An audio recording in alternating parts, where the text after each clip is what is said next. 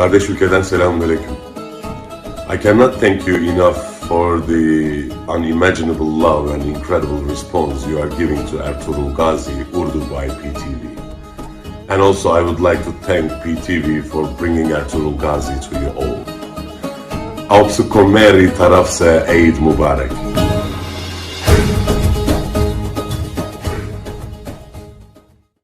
Kardeş ülkeden selamünaleyküm. I cannot thank you enough for the unimaginable love and incredible response you are giving to Ertuğrul Gazi Urdu by PTV. And also I would like to thank PTV for bringing Ertuğrul Gazi to you all. Aupsu Komeri taraf se Eid Mubarak.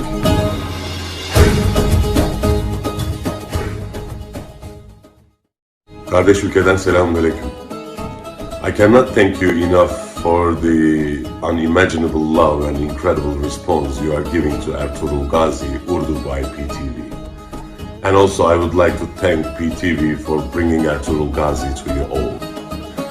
Aupsu Komeri taraf se Eid Mubarak.